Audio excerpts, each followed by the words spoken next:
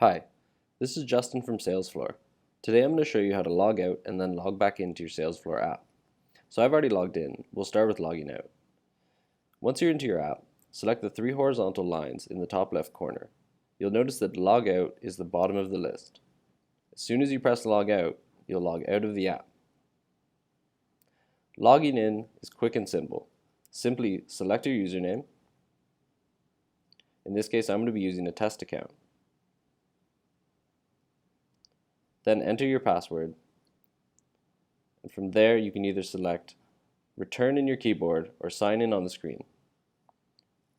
I'm going to put chat to no, and there you have it. Congratulations, you logged out and logged back in to your Salesfloor app.